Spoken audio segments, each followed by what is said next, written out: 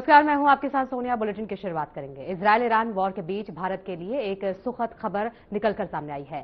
तेल अवीव में फंसे भारतीयों का पहला जत्था बस द्वारा रवाना कर दिया गया है। इस दौरान हमारे चैनल हेड ब्रजमोहन सिंह रघुवंशी ने जानकारी साझा। 22 लोग बस में मौजूद हैं, जिन्हें किसी दूसरे देश के माध्यम से भारत भेजा जाएगा। इन 22 भारतीयों में 2 पत्रकार भी हैं, जिनमें से एक हमारे चैनल हेड ब्रजमोहन सिंह रघुवंशी शामिल है।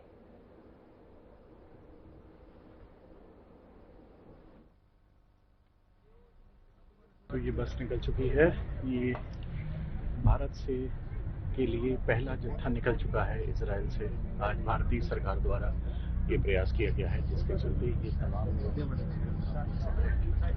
ये इस समय मौजूद है इस बस में।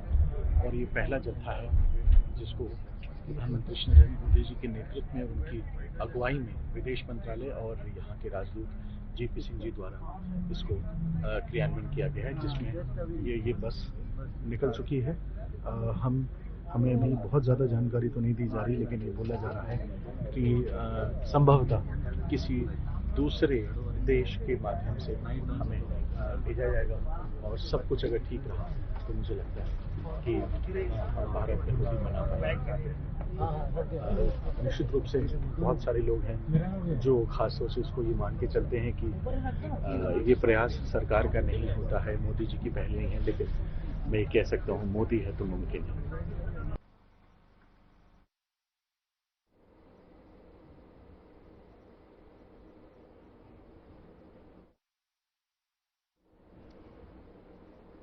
इस खबर पर ज्यादा जानकारी के लिए हमारे चैनल हेड ब्रजमोहन सिंह रघुवंशी हमारे साथ जुड़ गए हैं, उनसे ज्यादा जानकारी ले लेंगे। सर, अभी आप इजराइल में मौजूद हैं, किस तरह का माहौल वहां पर अभी नजर आ रहा है आपको?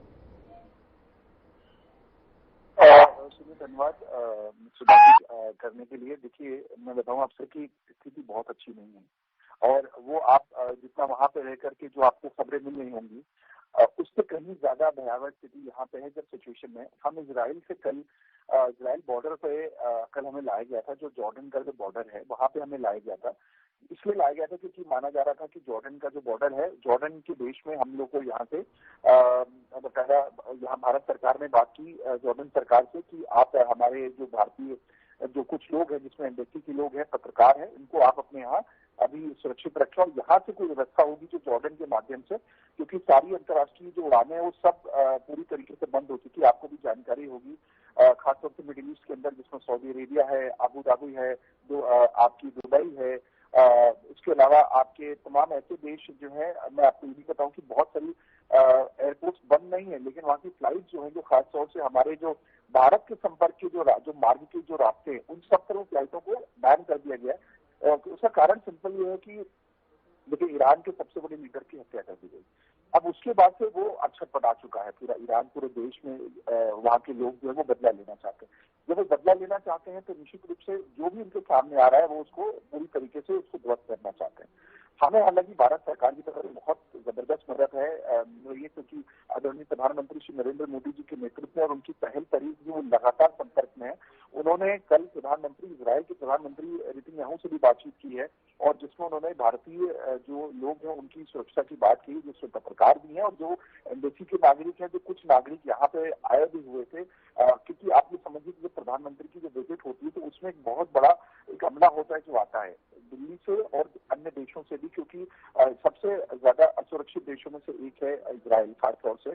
तो हमारे प्रधानमंत्री की भी सुरक्षा उतनी इम्पोर्टेंट है। तो जो एक पूरी टीम आई थी, वो पूरी टीम भी कहीं ना कहीं फंसी हुई, आप ये समझिए। और न कि सिर्फ उनके भी, पूरे जितने भी नागरिक हैं, प्रधानमंत्री जी की पहल उनके साथ है, और उनके ही पहल के चलते हम लोग अभी जॉर्डन तक पहुंच गए। यहाँ पे देखिए क्या है, बॉर्डर पे हमले लगातार उतने नहीं हो रहे आधे घंटे पे, लेकिन यहाँ पे रात को कल जबरदस्त यहाँ पे पूरा एक कहीं ना कहीं हवाई हमले कुछ हुए हैं, या यहाँ की क्योंकि बॉर्डर लगता है ये इजराइल का। अब आप समझिए, जब हमला और जब युद्ध होता है तो उन्हें ये नहीं पता कि आप नोएडा में या दिल्ली में, क्योंकि नोएडा दिल्ली की जो स्थिति है वैसे ही यहाँ पे जॉर्डन और इजराइल की स्थिति है। अब हमें आज ही एक बड़ी हम लोग को सूचना मिली कि अमेरिकन एम्बेसी को यहाँ से खाली करवा दिया गया। अमेरिकन एम्बेसी खाली करवाने का मतलब ये, आप ये समझिए कि कहीं ना कहीं अब ईरान जितने भी अमेरिकन एम्बेसीज होंगी उनको टारगेट कर रहा है। तो जिस भी देश में अमेरिकन एम्बेसी है तो वहाँ टारगेट होगा, तो अब वो टारगेट उसी एम्बेसी पर, क्योंकि अमेरिका काफी इस मामले में उनकी टेक्नोलॉजी काफी स्ट्रांग है, कि अपनी एम्बेसी के आसपास वो पूरा एक कहीं ना कहीं सिक्योरिटी रखते हैं और साथ साथ उनको जानकारी रहती है। लेकिन अगर उसके आसपास भी अगर कोई हमला बड़ा हो जाता है तो आप समझिए कि अगर दिल्ली के नजदीक अगर आप इस तरह से समझिए कि मयूरिहार फेज में अगर कोई हमला होता है तो आप सेक्टर 10 नोएडा में भी उसका असर वहां तक जाता है, क्योंकि जरूरी नहीं कि अगर वो टारगेट वहां कर रहे हैं तो हो सकता है उस मिसाइल को उन्होंने मिसलीड करके वो दूसरी जगह भेज दिया, तो उससे भी बड़ी घटना हो सकती है। तो असुरक्षित तो हम सब लोग अभी नहीं है, लेकिन एक प्रयास हो रहा है भारत सरकार का, हर पल पे हमें बकायदा अपडेट हो रहा है। हमारे खाने पीने की व्यवस्था बहुत अच्छी की गई, जितनी भी भारतीय नागरिक है उनके साथ पूरी सहानुभूति, एम्बेसी उनके साथ पूरी तरह से कोऑर्डिनेट कर रही, सुबह 6 बजे से लेकर के अभी मैं बताऊं आपको जॉर्डन में यहाँ 12:07 हो रहे हैं, जो हम लोग 2.5 घंटा पीछे हैं। इजराइल 3.5 घंटा पीछे था, लेकिन ये 2.5 घंटा पीछे है। और अब देखिए व्यवस्था क्या होती है, क्योंकि हम यहाँ पे पहुंच तो चुके हैं, लेकिन कल हम जैसे ही जॉर्डन बॉर्डर में पहुंचे थे उसी समय ही वहाँ पे हवाई हमला होता है, जिसके चलते हम लोग को जॉर्डन बॉर्डर से लेके जाया जा रहा था जॉर्डन के एयरपोर्ट तक, वहीं पर हमें रोक दिया गया। तो लगभग 3 घंटे 4 घंटे वहां रुके रहे। और वो जो जगह होती है वो बॉर्डर एक ऐसा था, वो समझिए नो मैन लैंड्स बोलते हैं जिसको, जो वो न जॉर्डन में था न इजराइल में था। तो वो वाली जो जमीन होती है ना वो ज्यादा खतरनाक हो जाती है, क्योंकि फिर उस पर ईरान का ये प्रेशर नहीं होता, या जो भी युद्ध कर रहा है कि इस पर ये तो ना इजराइल की है ना, तो वो उस पर युद्ध ज्यादा उसके चांसेस होती है कि दोनों देश अपने को प्रोटेक्ट करने के चलते उस जगह जहाँ पे हम लोग वो थे उस पर भी बड़ा हमला हो सकता था। लेकिन ईश्वर की बड़ी कृपा है, मैं आपको चुनो भारत सरकार की जो सज्जता है वहाँ जॉर्डन सरकार साथ उन्होंने बातचीत कर दी, तो हमें सुरक्षित स्थानों पे उन्होंने अपने यहाँ जो उनके बंकर्स बने थे उसमें हम लोग को रखा गया है। बहरहाल मैं आपको बताऊं कि जो भी आपको हिंदुस्तान में या खबरों के माध्यम से मिल जाओ, खबरें जो देने वाले हैं वो हमारे साथी पत्रकार ही तो हैं, उनको जितनी सूचनाएं मिलेगी वही तो देंगे। लेकिन असल सूचना ये है, मैं आपको बताते चलूं कि इजराइल में एक बड़ा हमला हुआ जिसमें 9 लोग मारे गए। ये बड़ी बात है। अब तक 1 या 2 लोग मारे जा रहे थे, लेकिन 9 लोगों को मारे जाने का मतलब अब वो सिविल एरिया पे ईरानी जो फौजें हैं वो कहीं ना कहीं उस पर टारगेट कर रही है। ये जब सिविल एरिया पे जब आर्मी टारगेट करता है ना तो ज्यादा भयावह स्थिति हो जाती है, क्योंकि फिर वो मिलिट्री बेस या तो डिफेंस जो उनके बेसिस है उस पर नहीं टारगेट, और सिविल एरिया में आपको मालूम है कितनी संख्या में लोग रहते हैं। तो अभी भी हम शहर के बीचों बीच में इस समय हम लोग को एम्बेसी में यहाँ पे एक स्थान पे रखा हुआ है। मैं स्थान का इसलिए नहीं फोन पे कर सकता कि सब कुछ इंटरसेप्ट हो रहा है, तो हमें एक खास स्थान पे रखा गया है और इस स्थान से हमें बोला गया कि कुछ टाइम के बाद हम आपको मूवमेंट करेंगे, क्योंकि यहाँ से भी एयरपोर्ट बंद है। लेकिन शायद कुछ ऐसी व्यवस्था हो रही है कि कुछ समय के लिए वो एयरपोर्ट खोला जाएगा, जिसमें हम लोग को इवैक्यूएट कराया जाएगा भारतीय नागरिकों को। और ये बड़ा प्रयास है, मैं आपको बताते चलूं कि प्रधानमंत्री नरेंद्र मोदी जी की अगुवाई में विदेश मंत्रालय खासतौर से ये पूरी अगुवाई कर रहा है, और इनकी अगुवाई में अगर सब कुछ सुकूशल रहा तो हम संभवतः जल्दी पहुंचेंगे। समय हम इसलिए नहीं बता सकते क्योंकि हमें जो भी समय बताया जाता है वो हाथ में भारत सरकार के नहीं है या किसी भी सरकार में, क्योंकि जब माहौल बिगड़ता है तो फिर सब कुछ अचानक बंद कर दिया जाता है, और जब सब बंद हो जाता है तो सबसे पहले उनका मकसद रहता है कि आपको जाने में नहीं, सबसे पहले आपके जीवन की रक्षा करना उनके लिए सबसे ज्यादा जरूरी बन जाता है। और इसलिए हम लोग को फिर आगे का पता नहीं चलता कि आगे क्या होगा, और लगातार हम लोग संपर्क में हैं, लगातार हम, ऐसा नहीं है कि स्थिति हम लोग बहुत बुरी सिचुएशन में, लेकिन मैं ये भी बताते चलूं स्थिति ऐसी है कि हम सब लोग यहाँ पे घबराए हुए हैं, और मैं आपको बताते चलूं कि कुछ भी हो सकता है। ये जो शब्द मैं कह रहा हूँ कुछ भी हो सकता है, कि हो सकता है मैं अभी आपसे बात कर रहा हूँ क्योंकि छोटे छोटे देश हैं सब समझिए, और पूरी तरीके से इस समय जो विश्व की स्थिति हो चुकी है उसमें हर कोई एक दूसरे पर अपने को चोट पहुंचाना चाहता है अपने तरीके से। और मैं आपको ये भी बताता चलूं कि जरूरी नहीं है कि कई बार जो है हमें लग रहा है कि किसी जो देश हमारे अच्छे संबंध में है, लेकिन जब वो हमला करते हैं, आप समझिए जैसे डिफेंस आर्मी किसी को गोलियां चला रही है, तो वो आर्मी को सिविल को गोली लग जाए या किसी को गोली लग जाए, वो उसको कहना बड़ा मुश्किल होता है। तो किस देश की जो हवाई हमले हैं उसका असर हम तक नहीं पहुंच सकता, ये पूरी तरीके से गारंटी नहीं है। तो मतलब सबसे बचना है हमें अपने दोस्तों से भी बचना है कि अपने दोस्तों के कोई गोलाबारी हम तक ना पहुंच जाए, और या हमारे जो दुश्मन है उनसे तो हमें, और दुश्मन हमारे भारत की कोई नहीं है, मैं आपको बताते चलूं। दुश्मन जो एक सामाजिक रूप से जो इजराइल और अमेरिका के हैं, लेकिन अब हम कह सकते कि हम इसमें बीच में हम पिस रहे हैं।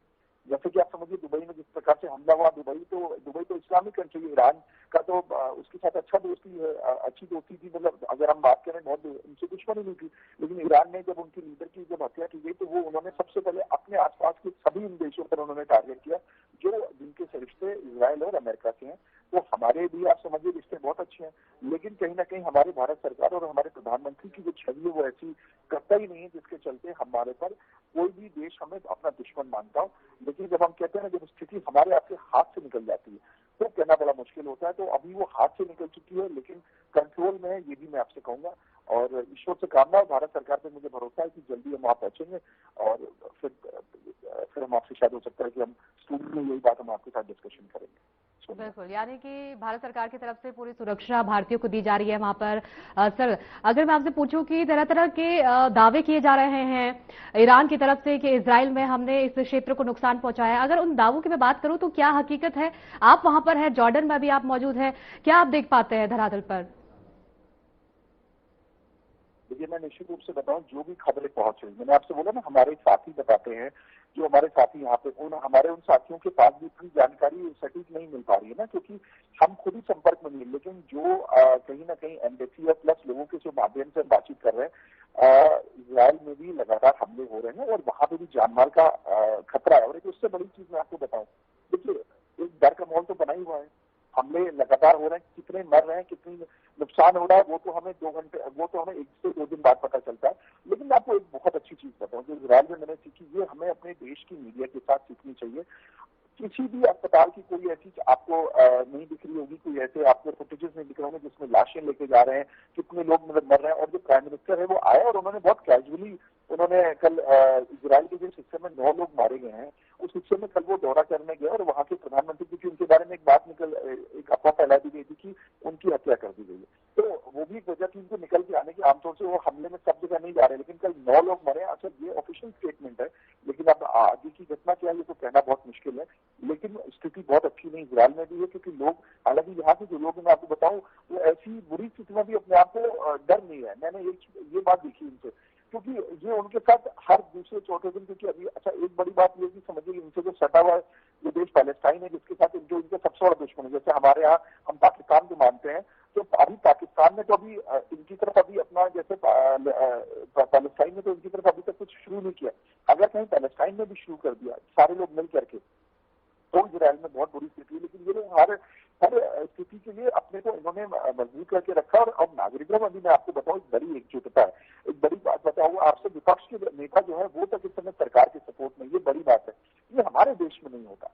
हमारे देश में जब भी कोई बड़ी घटना होती है तो उसमें भी कहीं ना कहीं जो विपक्षी नेता है, विपक्षी दल के जो लीडर्स हैं, वो उसको भी अपनी, वो सरकार को क्रिटिसाइज करते हैं, उनके खराब बोलते हैं, उनके बारे में, प्रधानमंत्री जी के बारे में बोलते हैं। लेकिन ये इजराइल से सीखने वाली बात है, जो इनके मुख्य विपक्षी नेता है वो तक इस समय सरकार के साथ में, वो कह रहे हैं कि हम लोग हर सिचुएशन में सरकार को सपोर्ट करेंगे और हम अपने नागरिकों को पूरी तरीके से, उन्होंने अपील की अपने नागरिकों से कि सरकार के पक्ष में रहिए, जो सरकार की जिस प्रकार से दिशा निर्देश है उसका पालन कीजिए। ये बड़ी बात है। यानी जब देश में जब आपदा आती है तो पक्ष विपक्ष एक हो जाता है। ये इजराइल में हमें देखने को मिल रहा है, मुझे खासतौर से, जो भारत में नहीं मिल रहा। सुनिए, बिल्कुल। देखिए सर, जिस तरीके से आपने कहा कि वहां पर विपक्ष एकजुट होकर वहां पर सरकार की सहायता कर रहा है, सरकार के पक्ष में बोल रहा है, लेकिन अगर मैं भारत की बात करूं तो अभी ही कुछ दिनों पहले, 2 हफ्ते पहले भारत वहां पे इजराइल के दौरे पर थे प्रधानमंत्री मोदी, जिसके बाद से ही यहां पर अब टिप्पणियां शुरू कर दी गई है विपक्ष की तरफ से। कहा जा रहा है कि प्रधानमंत्री मोदी को सब कुछ पता था या फिर जानबूझकर वहां पर गए। इस तरह के सवाल यहां पर किए जा रहे हैं। अब देखिए, क्या है कि बहुत पहले राजेश खन्ना की फिल्म थी, उसमें गाना था, अगर उसको अगर कभी आपने सुना हो, देखा हो कभी उस गाने को, लोगों का काम है कहना, कुछ तो लोग कहेंगे, लोगों का काम है कहना। ये बहुत पहले राजेश खन्ना ने अपने गाने में ये बात बोल दी थी। जब आप समझिए कि यहाँ पे अच्छा करो बुरा करो, यहाँ पे पक्ष का तो काम ही वही है, उनको तो बोलना ही बोलना है, चाहे कुछ भी हो। देखिए, जब इजराइल के प्रधानमंत्री से जो मिलने के लिए हमारे देश की, आप समझिए, हमारे प्रधानमंत्री का जो विश्व स्तरीय जो उनका व्यक्तित्व है, उसमें वो वहां पे आए थे। पूरे वर्ल्ड की जब भी बात होती है वो उस पर डिस्कशन करने आए थे। लेकिन समझिए, ये इजराइल का निजी मामला है ना, निजी मामले को वो एक दिन पहले क्यों बता देंगे, आपसे 2 दिन पहले क्यों बता देंगे कि मोदी जी मैं हमला करने वाला हूँ? ऐसा कतई नहीं होता है। वो उनकी जो द्विपक्षीय बातचीत थी, उसमें कई सारे टेक्नोलॉजीज के ऊपर बातचीत हुई, कई सारे आपके जो बिजनेस एस्पेक्ट उससे बातचीत हुई, और 2 नेताओं में क्या और बातचीत हुई मैं आपको बताते चलूं, ये हमें भी नहीं जानकारी रहती। पत्रकार का तात्पर्य कतई नहीं कि उनके ऊपर कोई ऐसी शक्तियां जो उन्हें जानकारी हो जाएगी। देखिए, वो समय तो अब निकल गया जब नेता स्वयं जो मीटिंग से निकलते थे और अपनी बात को, अपनी बंद कमरे की बातचीत को पत्रकारों को बता देते थे। ये जर्नलिज्म नहीं है। देखिए, बंद कमरे की जो सुरक्षा व्यवस्था देश के हित में कोई बातचीत हो रही है, उसको हमें पत्रकारों की आवश्यकता नहीं बताने की। हम पत्रकारों को वही जानकारी देना चाहेंगे जो देश के हित में होगी। बाकी आपकी जैसे आप हम अपने घर परिवार में माँ बाप हमारे लिए सुरक्षा व्यवस्था के लिए और हमारी जीवन यापन के लिए हमें सारी बातें बताते हैं और हमारे लिए क्रियान्वयन करते हैं, लेकिन बहुत सारा जो उनकी फाइनेंशियल जो उनकी चीजें होती है हमारे माँ बाप की या हमारे परिवार की जो मुखिया की, वो क्यों बताएगा सभी लोगों को? सेम वैसा ही आप समझिए कि देश की भी जो हमारे जो प्रधान है उनकी भी यही मंशा है। तो वो जब इजराइल गए थे तो वो दो देशों के आपसी बिजनेस एस्पेक्ट्स, उसमें मेडिकल एस्पेक्ट्स होते हैं उसमें, क्योंकि इजराइल एक बहुत ही जबरदस्त इसके पास जो वेपन का और खासतौर से जो हथियारों की जो उसकी सबसे बड़ी जो श्रेणी है वो बहुत बेहतरीन है। मैं आपको ये भी बताते चलूँ, मैं अपडेट कर दूं आपको, ऑपरेशन सिंदूर में जितने भी हथियारों का इस्तेमाल हुआ था वो इजराइल द्वारा भेजे हुए वो हथियार थे, जिसको ये माना गया कि वो बेहतरीन हथियार थे। उसी के चलते ही हमारी जो हमारा जो ये पूरा ऑपरेशन था उसमें हम लोग वो सक्सेसफुल ये हुए थे। तो बहुत सारे बिंदु थे जिसको आए थे, उनको नहीं बताया। अगर उनको बताते तो सबसे पहले जैसे अमेरिकन सिटीजन को मैं बताऊं, अमेरिका का साथ, क्योंकि अमेरिका और वो ज्वाइंटली ऑपरेशन हर जगह करते हैं। अमेरिका ने ये मैं आपको जरूर बताऊं कि उन्होंने 27 तारीख को ही अपने सारे सिटीजन को इजराइल से उन्होंने निकाल दिया था, क्योंकि एम्बेसी में मात्र जिस अमेरिकन एम्बेसी के बगल में हम लोग थे वहां मात्र 2 या 3 ही लोग थे वहां पे जो वहां पे जरूरी वाले कर्मचारी थे, बाकी सभी कर्मचारी और वो लोग चले गए। उनको बोला गया था कि उन्होंने मुझे बताया कि 27 तारीख को उन सबको इवैक्यूएट करने के लिए बोला गया था, क्योंकि वो ज्वाइंट ऑपरेशन कर रहे हैं। इंडिया का कोई ज्वाइंट ऑपरेशन नहीं हो रहा था, क्योंकि इंडिया को भी जानकारी है। आप ये समझिए हमारे प्रधानमंत्री कितने निर्लज हैं लोग वहाँ के, हमारे भारत देश के जो नेता हैं, क्योंकि अगर हमारे प्रधानमंत्री को ये जानकारी होती, हालांकि हमारे प्रधानमंत्री ने जैसे विदेश मंत्रालय ने ईरान के सबको मैसेज दे दिया था कि ईरान में कोई ना रहे, क्योंकि वहां पे हमला हो सकता था, क्योंकि लगभग 3 हफ्ते पहले 1 महीने पहले ट्रंप ने बोला था कि हम ईरान में कि अगर आप बातों से नहीं सुनेंगे तो फिर हम आपको युद्ध के माध्यम से समझाएंगे। तो ईरान के लिए हमारे यहाँ गाइडलाइन जारी हुई थी। इजराइल की गाइडलाइन इसलिए नहीं जारी हुई क्योंकि हमारे प्रधानमंत्री को जानकारी नहीं थी। आप समझिए भारत सरकार को जानकारी होगी तो सब लोग तो है ना, सिर्फ नागरिक नहीं होते हैं, पूरी एम्बेसी होती है, विदेश मंत्रालय के लोग होते हैं। ये तो सब अपने आप में थोड़ी बातें कहने की हैं और बहुत लफाजी की बातें हैं सब। लेकिन आप ये समझिए कि ऐसी घटना के बाद ही अभी तक इजराइल में ईश्वर की बड़ी असीम कृपा है, एक भी भारतीय की कोई मृत्यु नहीं हुई है। आप इस बात को समझिए। तो कहीं ना कहीं जो है उसको ये नहीं है कि भारतीय सरकार सबकी सुरक्षा कर रही है, लेकिन संपर्क में है, सबको गाइडलाइन दे रही है और कोशिश हो रही है। और अगर देखिए अगर हमारी वापसी होती है तो ये पहला धक्का होगा जिसको भारत सरकार के ही माध्यम से हम वहां पहुंच पा रहे हैं। तो कहीं ना कहीं भारत सरकार संपर्क में है और दो पक्षीय वार्ता थी वो अन्य संदर्भों में थी, ना कि किसी युद्ध को लेकर। तो ये बड़ी बात है कि हमारे प्रधानमंत्री को लायक समझा जाता है विश्व के सभी जो दिग्गज देश हैं कि वो बातचीत करके कोई काम करते हैं, लेकिन युद्ध की बात इसलिए नहीं कर सकते समझिए, क्योंकि वो युद्ध अगर उनको 2 दिन पहले अगर उनको बताते तो खुद भारत सरकार हमें गाइडलाइन जारी कर देती ना। ऐसे प्रधानमंत्री मोदी जी का नहीं, इतना वो सीक्रेसी नहीं रखेंगे।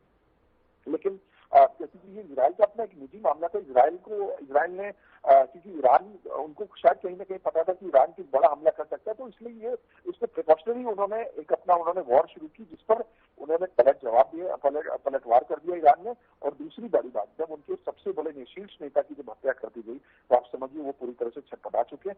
वो पूरी तरीके से ये वॉर कर रहे हैं। अभी तो मैं आपको बताते चलूं, इस वॉर में चाइना, रशिया और नॉर्थ कोरिया ये कहीं ना कहीं अभी सिर्फ वॉच कर रहे हैं। अगर ये शामिल हो जाते हैं अमेरिका के विरुद्ध में तो ये विश्व युद्ध जैसी स्थिति होगी। तो मैं आपको बताऊं फिर बहुत भयावह स्थिति होने वाली आगे चलते हुए। ये सोनिया जी, बहुत बहुत शुक्रिया सर आपका इन तमाम जानकारी को हमारे तक पहुंचाने के लिए। तो जॉर्डन से हमारे चैनल हेड ब्रिजमोहन सिंह रघुवंशी जी को आपने सुना, जो लगातार वहां पर ग्राउंड जीरो पर बने हुए हैं और हर एक जानकारी हम तक पहुंचाने की पूरी कोशिश कर रहे हैं। खबरों में आगे बढ़ेंगे। गोरखपुर में श्री श्री होलिका दहन उत्सव समिति पांडेयहाता द्वारा भक्त प्रहलाद जी की शोभा यात्रा का आयोजन किया गया, जिसमें सीएम योगी आदित्यनाथ ने शिरकत की।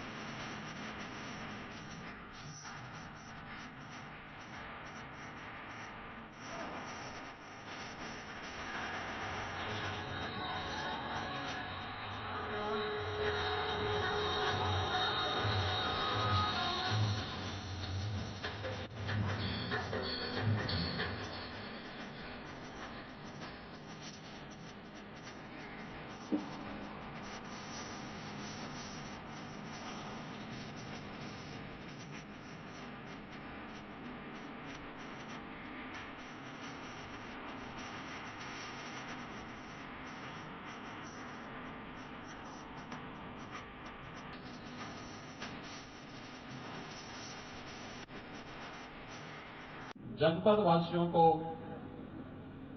और पूरे प्रदेश वासियों को होली की हृदय से बधाई देता हूं, अपनी शुभकामनाएं देता हूं। मैं इस होलिका दहन समिति के पदाधिकारियों को मैं विशेष रूप से बधाई देता हूं, जिनकी शताब्दी वर्ष चल रही है, यानी 100 वर्ष की अपनी यात्रा को अनवरत रूप से कमेटी आगे बढ़ा रही है। मैंने बधाई देता हूं और इनके पूर्व अध्यक्ष श्री पटवा थे, बहुत समर्पित कार्यकर्ता थे। आकस्मिक निधन उनका हो गया था। मैं उनको इस अवसर पर विनम्र श्रद्धांजलि भी देता हूं। बहनों और भाइयों, अव्यवस्था से व्यवस्था, अराजकता से अनुशासन, अधर्म से धर्म और असत्य से सत्य की यात्रा जब होती है, तभी हम उपद्रव से उभर करके उत्सव की शोभा यात्रा का हिस्सा बनते हैं। और यही उत्सव आज गोरखपुर के अंदर इस विरासत गलियारे के अंदर होलिका दहन समिति के शताब्दी महोत्सव के अवसर पर निकलने वाली शोभा यात्रा के अवसर पर देखने को मिल रहा है। हम गत वर्ष तक भी आते थे, संकरी गली हुआ करती थी, एक वाहन बामुश्किल जा पाता था, व्यापार अस्त व्यस्त था, ग्राहक नहीं आ पाते थे, अव्यवस्था का सा साम्राज्य था। और यहां के व्यापारियों को तो नुकसान होता ही होता था, लेकिन उनके कारण कालीबाड़ी के बाबा को उनसे ज्यादा नुकसान हो जाता था। लेकिन अब